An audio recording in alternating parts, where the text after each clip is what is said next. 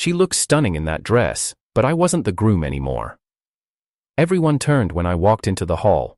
My name was on the original guest list, but the moment I stepped inside, silence hit like a wall. The lights shimmered on Susan's white gown, the same one we chose together, the one she said she couldn't wait to wear for me, and standing beside her, wearing my suit, holding my cufflinks, was Robert.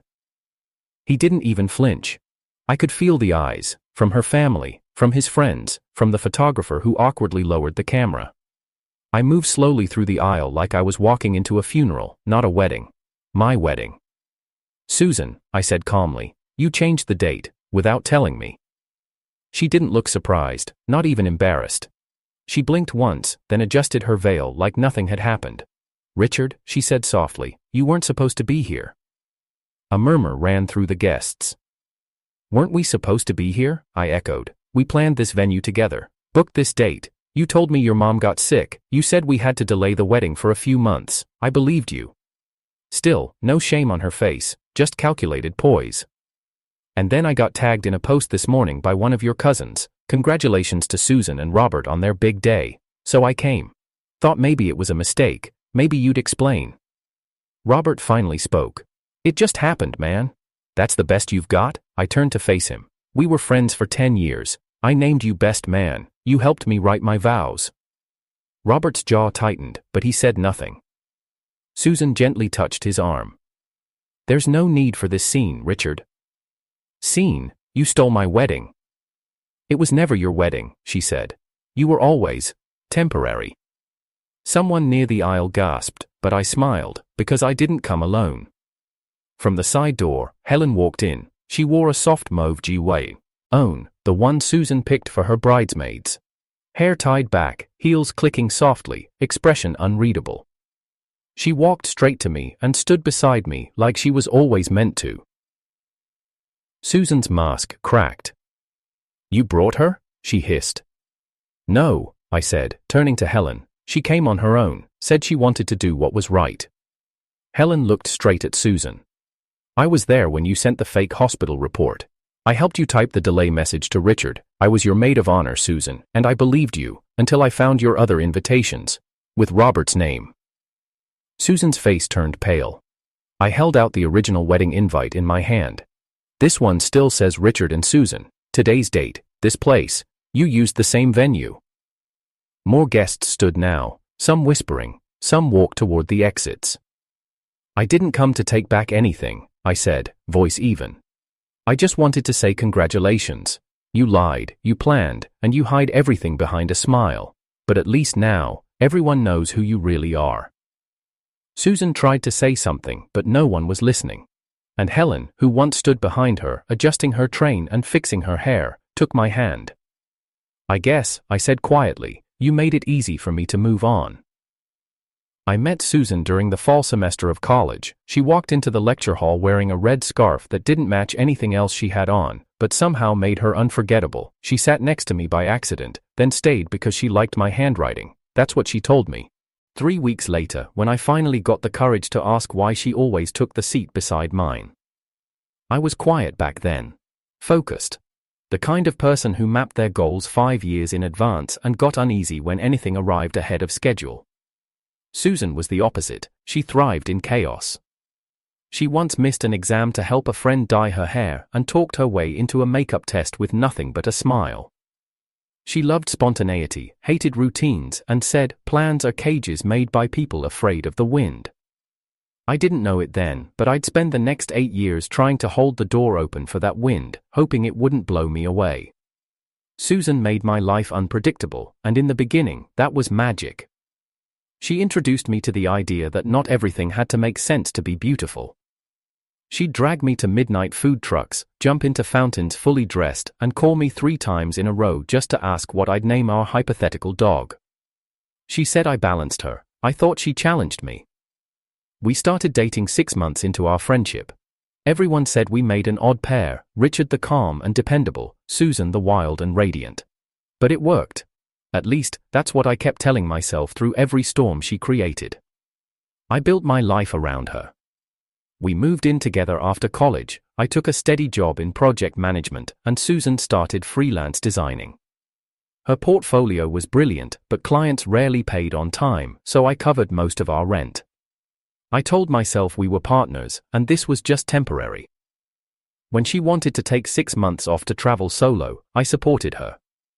When she came back saying she felt disconnected from who she used to be, I suggested we get a pet to ground her. She laughed and said I was trying to fix her routines again. We never got the cat. The truth is, I made peace with a lot of things because I loved her. I tolerated her ignoring texts when she was out with friends. I let her keep Robert around, even though she insisted he was just an old friend from her high school days. He came over often, always too comfortable. He'd prop his feet up on our coffee table, call her Suze, and say things like, "You've still got it," with that smug grin I never liked. Susan would roll her eyes and say he was harmless. I started noticing things about 2 years ago. Late nights that didn't add up, bills charged to places she said she hadn't been. A second phone that she claimed was for client work but never left her bag. I didn't confront her immediately. I chalked it up to stress, overthinking, and paranoia. I didn't want to believe the woman I gave 10 years of my life to was hiding anything from me. And then there was Helen. Helen was Susan's best friend, or, more accurately, her most loyal accessory. Wherever Susan went, Helen followed. She handled errands, managed mood swings, and always had a way of calming Susan down when no one else could. They met during a marketing internship and clicked immediately. Susan used to say Helen was boring in a comforting way. But the way Helen looked at me sometimes, like she knew things Susan would never say. I started to wonder whose side she'd choose if things ever fell apart. Despite the whispers in the back of my mind, I proposed to Susan on our 9th anniversary. I rented out the rooftop where we first danced together at a charity event. She said yes, tears in her eyes, and for a moment I thought maybe all my doubts had been wrong. We started planning immediately: venue, invites, color palette. Susan wanted blush and ivory. I wanted something simple. She insisted on grandeur. I let her have it. Robert offered to help. He said it was the least he could do for his favorite couple. I should have known better than to accept. 2 months before the wedding, Susan told me her mother had been hospitalized. She said everything needed to pause. She was crying when she said it, showed me a hospital form, told me she needed space to manage the stress. I believed her. I didn't ask questions.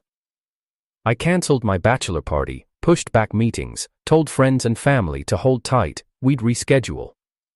But things started feeling too still. She rarely came home. Her messages were dry, her voice detached. I told myself she was overwhelmed, that we'd reconnect once the dust settled. I reached out to Helen. She didn't say much, just that Susan was figuring things out. That phrase haunted me. A few days before what was supposed to be our original wedding date, I noticed Helen posted an old photo of me and Susan with the caption, "What could have been?"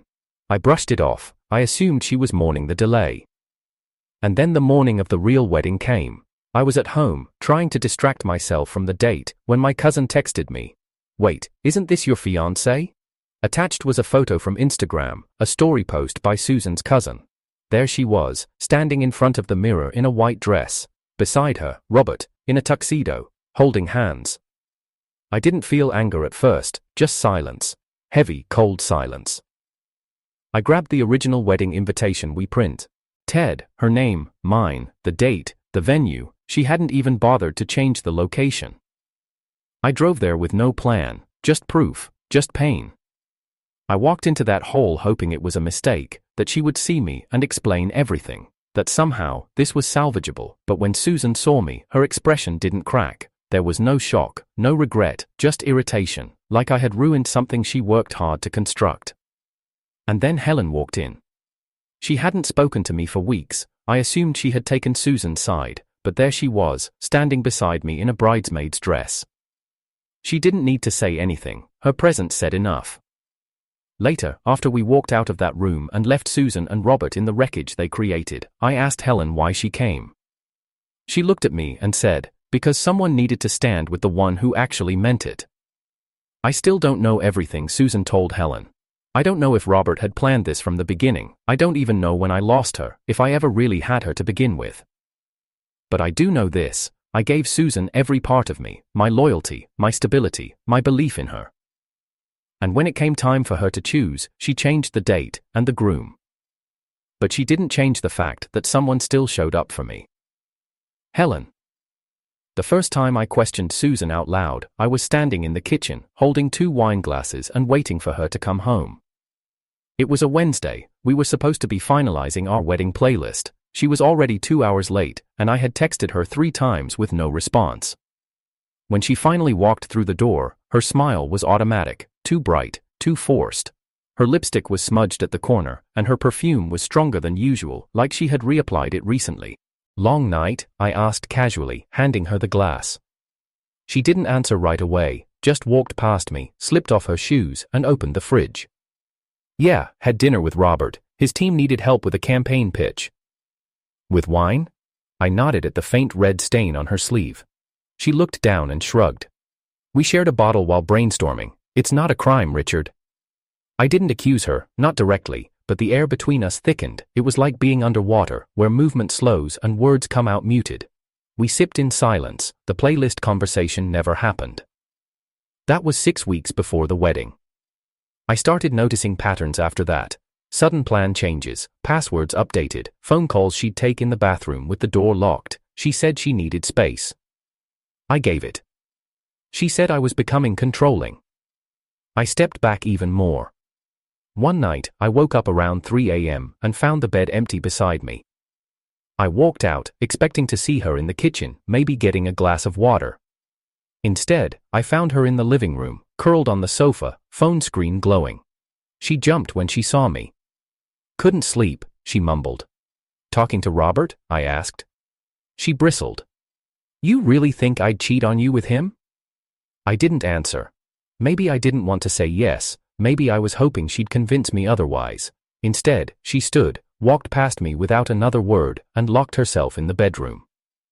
The next day, she apologized, said she was stressed, said she loved me. She even cooked breakfast, which she hadn't done in months. I pretended everything was okay. I wanted it to be. Then came the postponed wedding.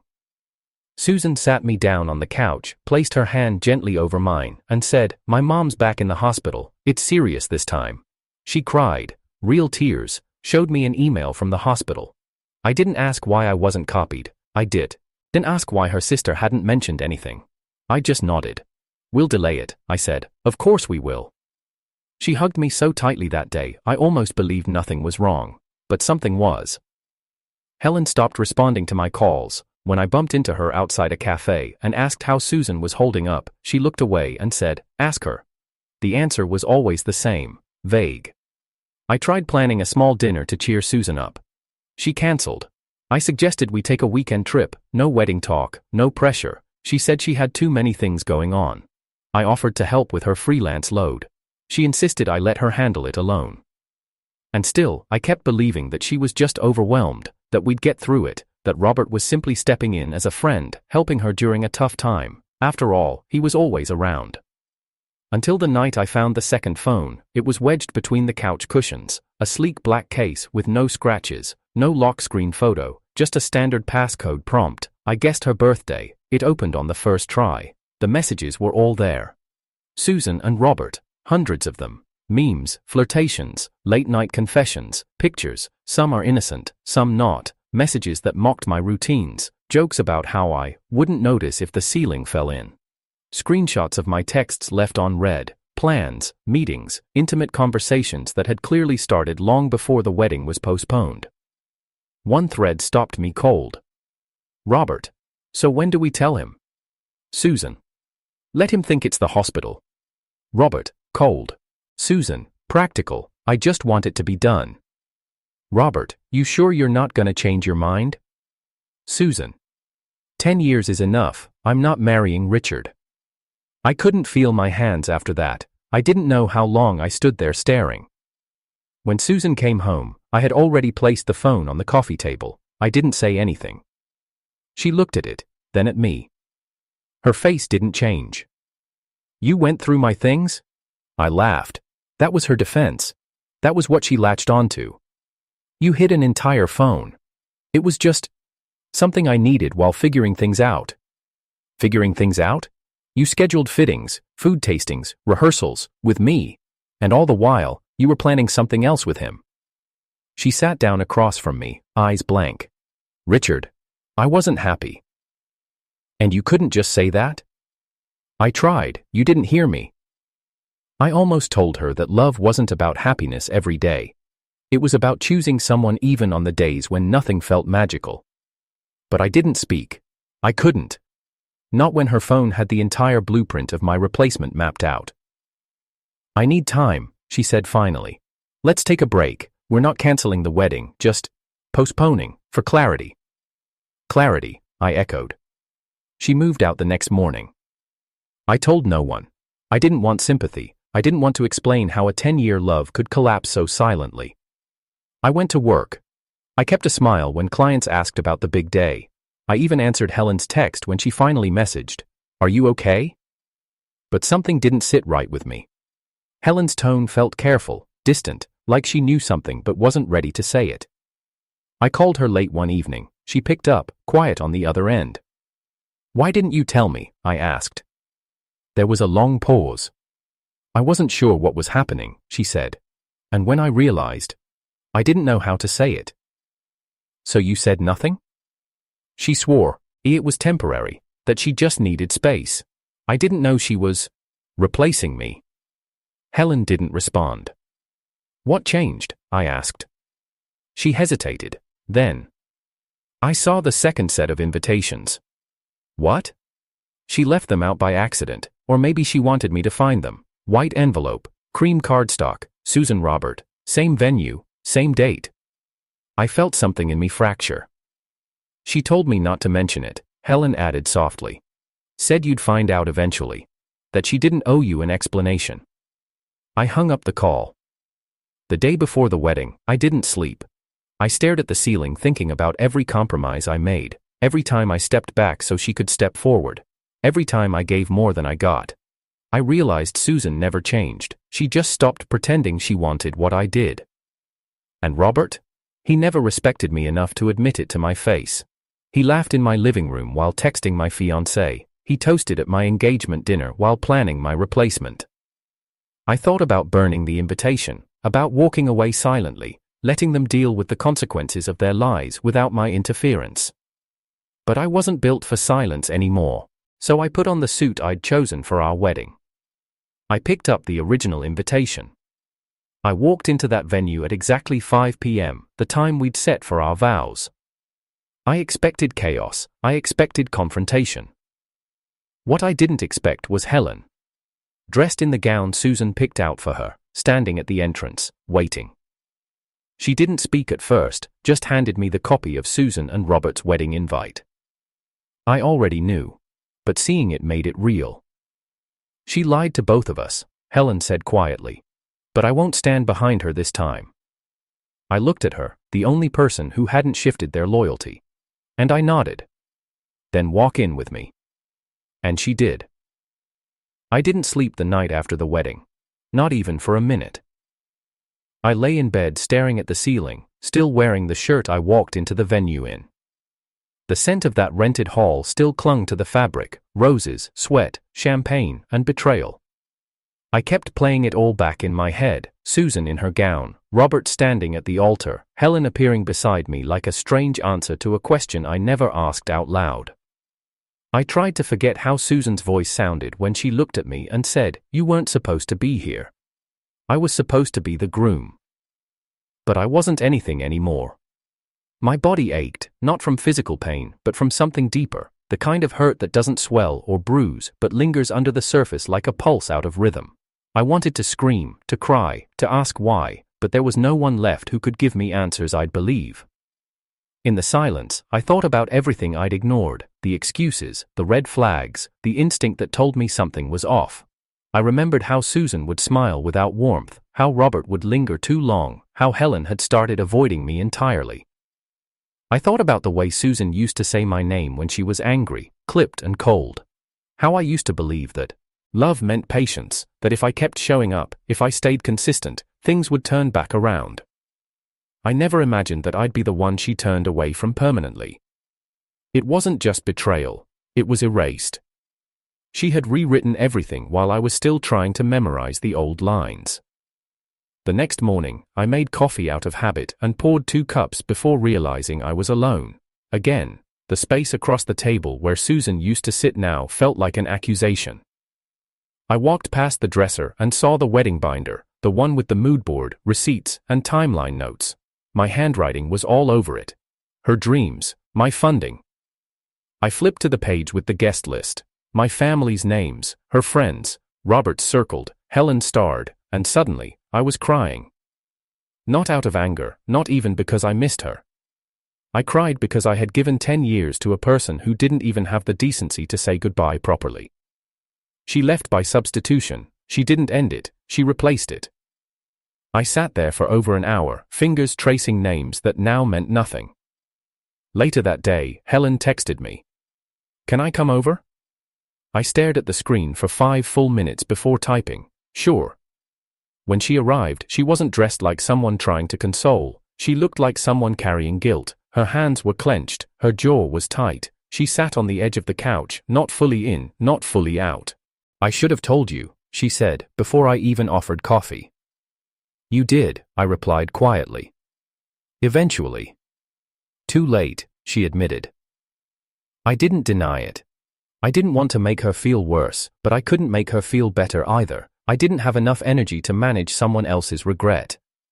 Helen started to cry, not the dramatic kind, just silent tears that made her voice shake. "I didn't know it would get this far," she whispered. "I thought she was just confused. I didn't think she'd go through with it."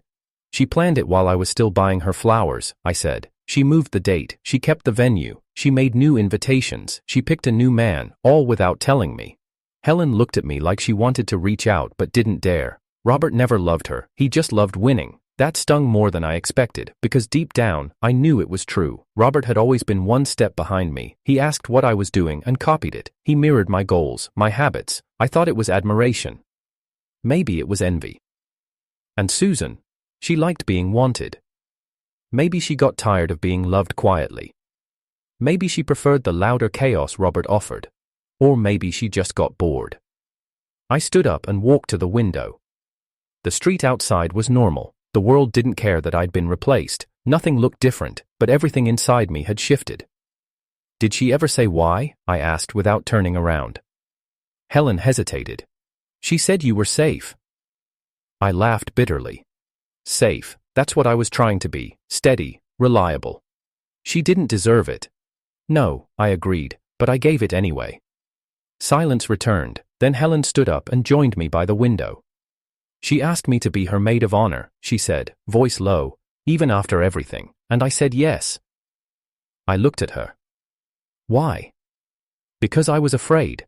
Afraid that if I refused, I'd lose the only person who made me feel included. But then I realized, I was never really included, just used. We stood there quietly. I didn't forgive her at that moment, but I understood her. Later that night, I found myself going through old photos, vacations, birthdays, late-night takeout sessions on the floor. Susan was in all of them, smiling like she had nothing to hide. And maybe she didn't back then. Maybe somewhere in the early days, it was real. Maybe she loved me once, but love that fades silently is just as cruel as love that explodes. You're left with ashes either way. I deleted every photo of her, not out of anger, but out of self-preservation. I needed to make space. The next morning, I started moving things out. I packed the drawer she used to keep cluttered with jewelry and receipts. I cleared her vanity, boxed up every trace of her. I didn't wait for closure. I built it piece by piece with my own hands.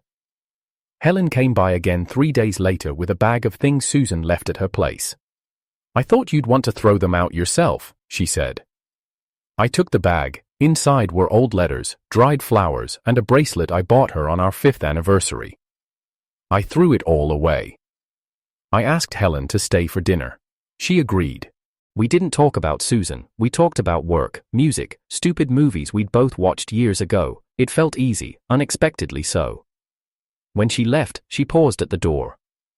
"I'm sorry, Richard, for everything." "I know," I said. She looked at me.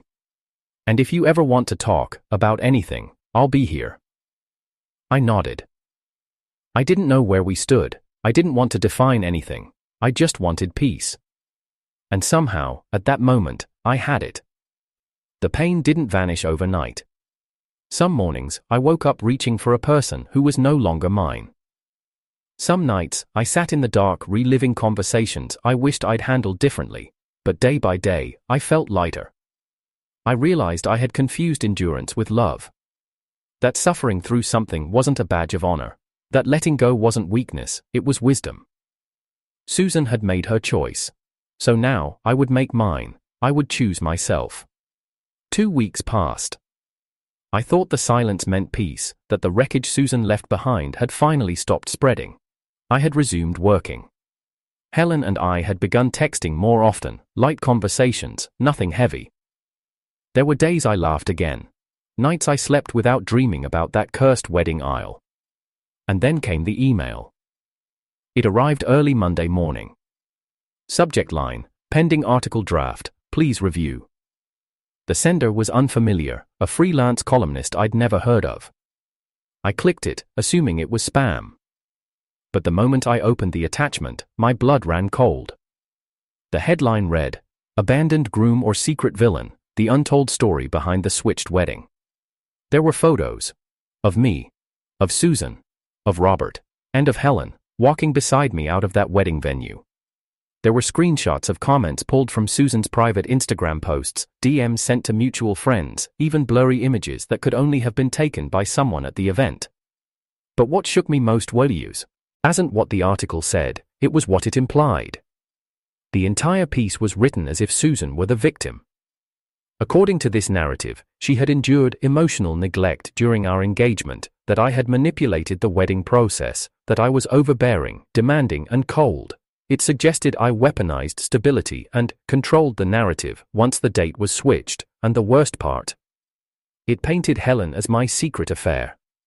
It implied that she had been by my side long before Susan left, that the two of us orchestrated a dramatic entrance at the wedding to humiliate Susan and Robert. It was a twist on the truth so precise, so expertly positioned, it almost sounded believable. I read it 3 times in silence. Then I forwarded it to Helen. She called me immediately. Richard, I swear to you, I had nothing to do with this. I know, I said, my voice hollow. But how did they even get those photos, or those DMs? I have no idea. We sat in silence for a while, then I whispered the obvious. Susan. Helen didn't respond, but her silence was confirmation enough. Later that day, I received a call from a former client. He had seen the article, asked me, jokingly, if it was all true, but I could hear it in his voice, doubt, curiosity, that seed of suspicion planted by a well-angled lie. My company had no official PR team. I handled all communications myself, which meant now I had to clean up the smear before it spread further. I contacted the website listed in the email's footer and demanded the draft be pulled before publication. They claimed it had only been pitched, not accepted, and agreed not to proceed, for now. But damage doesn't wait for publishing. Screenshots already existed. The draft had been accidentally leaked, likely by the same person who wrote it. I knew what this was. Susan had rewritten the story once more. She couldn't erase what she did, so she reframed it. And just like that, I wasn't the groom left at the altar, I was the villain who had it coming. I confronted her. For the first time since that day, I sent her a message. Meet me. One conversation. One time. Surprisingly, she agreed. We met at a quiet cafe downtown. She walked in late, dressed like nothing had happened, white blazer, gold earrings, perfect lipstick. You look better, she said as she sat down. I didn't respond. She folded her hands over her purse. You wanted to talk, so talk. I pulled out my phone and laid it on the table, screen facing up. You wrote the article. She smirked. I didn't publish anything. You leaked it. She didn't deny it. I just wanted to balance the story, she said coolly. You made me look like a monster. People feel sorry for you. I didn't say a word to anyone. You didn't have to. You and Helen walking out together? That was your headline.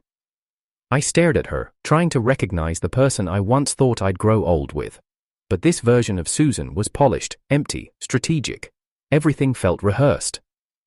You destroyed 10 years, I said quietly. And now you want to rewrite who I was in them? She leaned forward. No, I want people to understand why I left. They'd understand better if you told them the truth. I told them my truth. There it was. The twist wasn't that she had lied. It was that she didn't see it as lying at all. To Susan, truth was flexible. Whoever got there first owned the version that stuck. What about Helen? I asked. She tilted her head. She made her choice. You think dragging her name through the dirt will win you sympathy? She was supposed to be my friend, and she walked out with you. What did you expect me to do? I wanted to scream, but I didn't. I just nodded once, slowly. Thank you, I said. For what? She asked, genuinely confused. For reminding me who you really are. I left her there, no argument, no scene. But as I stepped outside, something shifted inside me. This wasn't over, not because I wanted revenge, not because I needed her to suffer, but because I couldn't let her rewrite my life story as a warning label to others. That night, I called a friend who worked in media law. The next morning, I drafted a formal cease and desist letter. The day after that, I sat down with Helen and showed her what I planned next. We would tell the truth. Not for pity, but for closure, and we'd do it on our terms. I never planned to go public. But once Susan's fabricated version started bleeding into my professional life, once Helen's name was smeared like collateral in a story we didn't write, I realized silence wasn't dignity, it was surrender. The truth wasn't just mine to carry anymore, it was Helen's too. So we made a decision. I wrote a statement, personal, honest, and detailed, and Helen recorded a short video to accompany it. No dramatics, just clarity. I didn't want revenge, I wanted the truth archived somewhere that couldn't be edited or manipulated. We posted it at noon on a Tuesday. My letter read, I was engaged to Susan Harper for 10 years. I believed we were building a life. Weeks before our scheduled wedding, she told me we needed to postpone due to her mother's health. I believed her. I supported her. What I didn't know was that Susan had already chosen someone else, Robert. They moved forward with the same venue, same date, new invitations. I found out the day of the wedding through a social media post. I arrived with the original invitation in my hand, hoping it was a misunderstanding. It wasn't. There was no affair on my end. Helen, the woman being smeared in this narrative, was Susan's best friend. She walked beside me because she saw the betrayal happen in real time and chose to stand with truth, not loyalty misused. I have no interest in being a victim, but I refuse to be mislabeled as a villain. My silence ends here. We didn't add hashtags, we didn't tag anyone, we let the words speak for themselves. By 6 p.m., the post had 20,000 shares. Comments flooded in, support, shock, stories from people who had known Susan in college, confirming that this wasn't the first time she'd manipulated a situation to her advantage. Screenshots of Susan's messages started surfacing, conversations with other friends where she gloated about how easily she could shift public sympathy. One line repeated across 3 different screenshots. Richard's too passive, he won't say a word. That quote became the tipping point. People who once gave her the benefit of the doubt now questioned everything. The journalist, who had pitched the original story, emailed an apology. The draft was removed from every archive it had touched, but the fallout had only just begun. 3 days later, I received an official legal notice. Susan was suing me for defamation. She claimed I had damaged her brand and mental health. She filed a complaint backed by a PR firm, not a lawyer, and demanded a public apology, financial compensation, and the immediate removal of all my posts. I laughed when I read it. Because I knew what was coming. The very next morning, Helen handed me her phone. She had received a voicemail from someone speaking nervously, Susan's ex-co-worker. He said he had seen enough, that he had receipts, that he wanted to come forward. I passed the number to my lawyer. What followed was a chain reaction. Susan's ex-co-worker shared emails and chat logs from a private Slack group. The logs revealed Susan had not only crafted her entire abused bride narrative before the wedding, but she had also planned to launch a victim-centered lifestyle blog off the attention. It was a business plan, a brand strategy. I wasn't a person, I was her marketing campaign. My lawyer drafted a countersuit immediately. slander, public misrepresentation, emotional distress. Susan went silent after that. Robert, however, did not. He reached out privately, sent a direct message. I didn't know she'd go that far. I just wanted her to be happy. I didn't think she'd destroy you over it. I didn't reply, because Robert knew. He had known since the beginning. He stood next to her at the altar, knowing I was never told. He kissed her in front of guests who believed I had walked away. He didn't deserve forgiveness. A week later, we were summoned for mediation. Susan walked into the room with her lawyers, expensive, well-dressed, fake smiles. She looked tired, not broken, but definitely shaken. She didn't acknowledge me. The mediator asked if either party wished to speak. I said yes. I handed over a folder, printed screenshots, timelines, the Slack logs, the voicemail transcript, and a statement from 3 guests who had seen her change the wedding registry 2 days before the ceremony. Then I slid over a check. It was made out to a local shelter for abandoned brides and domestic abuse survivors. The exact amount Susan had demanded in her claim. I don't owe you this, I said to her, but someone out there actually needs it. Susan's jaw tightened. I continued. You created a lie so compelling you almost convinced me I was the villain, almost. She didn't respond, but her lawyer whispered something in her ear. 5 minutes later, the lawsuit was dropped, the settlement was denied, the post stayed up. Outside the building, I found Helen waiting for me. She had stayed out of the mediation by choice, said she didn't need to hear the lies collapse in person, but when she saw me walk out, she smiled. A small, genuine smile, the kind that doesn't try to mean more than it should. We didn't say anything right away. Then I turned to her and asked, "Why did you stand by me that day, at the wedding?" She looked surprised by the question. I couldn't stand by her. That's not the same.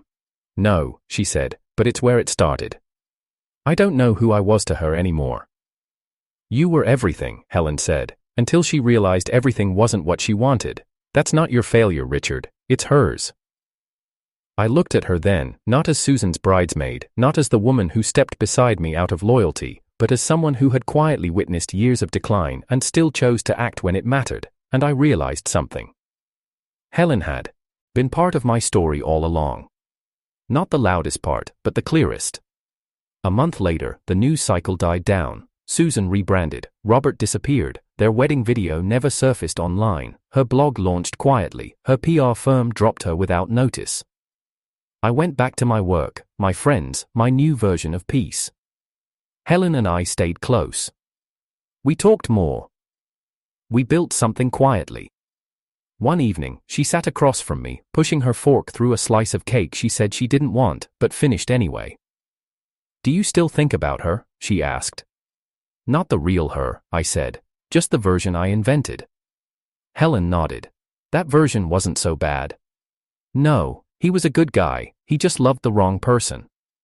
She laughed lightly. You know, he might have better taste now. I smiled. Maybe I did. I never imagined revenge would feel like closure. Not at first.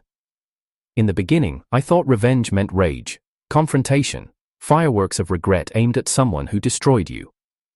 But real revenge, the kind that leaves people speechless, comes from silence, precision, and control. After the mediation, after Susan's lawsuit collapsed under the weight of her own lies, I didn't look back. I didn't celebrate publicly, I didn't mock her online, instead, I did something worse. I disappeared from her story completely. I vanished from the narrative she wanted to twist, no rebuttals, no more posts, no lingering bitterness for her to weaponize. I stopped playing the part of the betrayed man, and that, more than anything, dismantled her performance. She had built her brand on the idea of being wronged, but without someone to point fingers at, the audience turned away. Her blog launched a month later than planned, with new branding, a new angle, and a series of vague posts about healing after emotional manipulation. But people weren't buying it anymore. Not after the Slack messages, the guest testimonies, the timeline gaps she could no longer fill with her curated captions. Sponsorships quietly pulled back. The first launch partnership disappeared within the first week. The online interest died the moment the public realized she wasn't the one with scars. But I didn't stop there. Because closure, for me, wasn't about watching her fall. It was about building something better in the space she once occupied.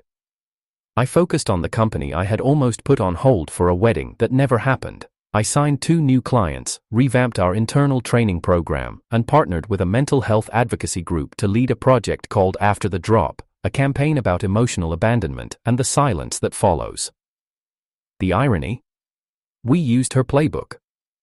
Only now, it was honest. We launched stories from real people, anonymous but verified, who had been ghosted, replaced, or quietly discarded in long-term relationships. We didn't name Susan, we didn't need to. The audience grew anyway, organically, authentically. Because pain knows its people.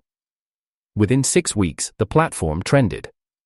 And someone on her team reached out. The email was vague. Would you consider collaborating with Susan on a reconciliation campaign, perhaps a dual narrative series? I didn't reply. Instead, I forwarded it to Helen. She read it, rolled her eyes, and said, "She's still trying to crawl back into relevance using your name." I know. What are you going to do? I smiled. Nothing. Silence is louder now. And I meant it. But that didn't mean I wasn't ching. Susan and Robert's relationship imploded in slow motion. It started with the unfollowing, then a cryptic post from Susan, "Not everyone who walks with you is walking for you." Soon after, a leaked clip of them arguing in a parking lot made the rounds in local gossip forums. The final blow came when a journalist published a short column titled, "When the Replacement Doesn't Fit the Frame." It never mentioned names, but every detail lined up. Every reader knew exactly who it was about. I didn't comment, I didn't share, but I read it 3 times. Not to enjoy her downfall, but to remind myself how far I'd come. Helen remained a steady presence through it all, never invasive, never entitled, just a present. She didn't fill the silence Susan left, she respected it. But slowly, over months, we started carving out new sounds. Late night takeout after long days. Laughs over wine. Evenings with no drama, just comfort. One evening, I invited Helen over for dinner. She brought brownies. I cooked pasta. Halfway through, she set her fork down and looked at me with that measured expression she always used when she was about to say something important. "You know," she said, "you've never asked me why I stayed." "At the wedding?" "No, after." I took a breath. I figured it wasn't the right to ask. She smiled gently. "That's exactly why I did." That night, we didn't define anything. But something shifted. A thread tied in place, a door opened just enough to let light in. We weren't rushing, we were repairing it. And that was enough. Until it wasn't. Because Susan wasn't done. Not really. 2 months after the wedding disaster, I got a letter. A real one, handwritten, no return address. Inside was a single line. "I was wrong. About you. About everything." Below it, a phone number. I stared at it for a long time, then I folded the paper and dropped it in the shredder. Some truths come too late to matter. But the real ending didn't come until Helen and I were walking through a bookstore on a quiet Sunday. I stopped in front of the memoir section.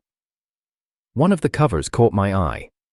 Breaking the Frame, A Modern Guide to Letting Go. Author, Susan Harper. I picked it up, flipped through the introduction. It was everything you'd expect, vague confessions, buzzwords about empowerment, carefully written anecdotes that revealed nothing but implied trauma. But one paragraph stood out. Sometimes, we don't realize how much we've hurt someone until we watch them heal without us. Sometimes, the quiet ones were never weak, they were just waiting for the storm to pass so they could rebuild. Helen saw me reading it. She leaned in. "That about you?" I closed the book. "No, that's about her." I put the copy back on the shelf. We walked out together, sunlight warming our shoulders, her hand brushing mine. There were no declarations, no new vows, no grand gestures, just the quiet, powerful ending of a story that had dragged on for too long, and the beginning of one I actually chose.